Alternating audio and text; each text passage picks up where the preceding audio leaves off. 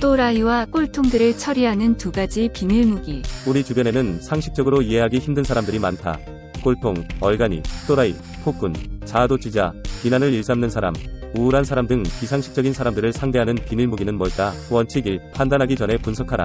복잡한 문제를 선과 악의 대결로 단순화하려는 무의식적인 버릇을 얼마나 잘 물리치느냐에 따라 사회에서의 건강과 행복이 결정된다. 이러한 선과 악의 대결은 아주 다양한 인간 행동을 두 가지 범주에 끼워 맞추려고 할 때마다 일어난다. 옳고 그름, 흑과 백, 킹카와 폭탄. 이 모두는 그 자체가 도덕적 의미를 가지고 있지 않아도 도덕적 의미를 함축하고 있다. 상황은 대부분 흑 또는 백이 아닌 회색을 띠고 있다. 옳거나 아니면 틀릴 수 있지만 둘 다는 안 된다. 행동을 옳고 그른 것으로 분류한다면 자신의 행동은 옳고 다른 사람의 행동은 그르다고 가정할 것이다. 하지만 의견이 다른 사람들에게 이런 생각을 납득시킬 수는 없다. 그들 역시 자기가 옳고 정의는 자신의 편이라고 믿기 때문이다. 사람들은 대부분 자기가 틀렸다고 인정하느니 상대방을 때려 죽이려 들 것이다. 따라서 우리가 원하는 대로 그들 스스로 도덕적 허물을 인정하는 상황을 만든다는 것은 불가능에 가깝다. 사람들은 자신이 옳다는 것을 증명하기 위해 선과 악의 위계로 치열하게 경쟁한다.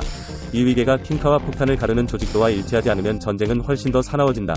사실상 논의 대상이 뭐든 간에 사회에서의 모든 상호작용은 위계에서 사람들이 어디에 자리 잡는가 하는 문제이기도 하다. 갈등의 근원에는 대부분 맨 꼭대기에 오르려는, 아니면 적어도 밑바닥으로 떨어지지 않으려는 본능적인 분투가 있다. 연루된 사람들이 그 분투를 인식하느냐 못하느냐는 문제가 되지 않는다. 오히려 인식하지 못할 때 분투는 더 맹렬해진다. 도덕적 판단의 두 번째 문제는 그것이 우리의 뇌에 내재되어 있는 본능에서 비롯되기도 한다는 것이다. 우리의 본능은 우리가 나쁘다고 생각하는 일을 저지르는 사람들이 벌받아 마땅하다고 믿게 만든다. 효과가 있어서가 아니라 옳게 느껴지기 때문이다. 심리학자들은 처벌이 대개 우리의 의도와 정반대되는 결과를 낳는다고 말한다. 처벌은 벌하는 사람만 만족시킬 뿐 벌받는 사람의 행동을 바꾸지는 못한다. 또라이를 몽둥이로 패는 것이 상책도 아니다. 물론 도덕적 판단을 하면 안 된다는 얘기는 아니다. 판단이 없으면 결정을 내릴 수가 없다. 판단을 내리기 전에 분석하라. 사람들의 행동과 말에 대해, 그리고 그 이유를 스스로에게 물어봐야 한다. 어떤 상황에 대해 상반된 시각 때문에 잘잘못을 가릴 수 없으면 판단할 수 있을 때까지 계속 분석하라. 잘못을 시인해서 체면을 구겨야 하는 일 없이 양쪽 모두 원하는 바를 얻을 수 있는 방법을 알아내도록 노력해야 한다. 원칙 2. 의식적인 선택을 하라.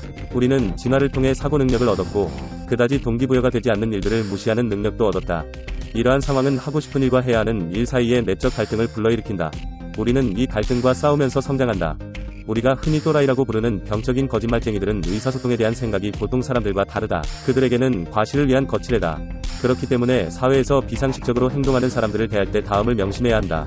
그들이 이해할 수 없는 행동을 할 때 우리는 그 행동 자체보다는 그 행동이 우리에게 끼칠 영향에 근거하여 반응해야 한다. 제대로 돌아가지 않는 조직사회에서 제정신으로 버티려면 주위 사람들이 아무리 비합리적인 선택을 하더라도 자신의 생각과 행동을 언제나 합리적으로 선택해야 한다.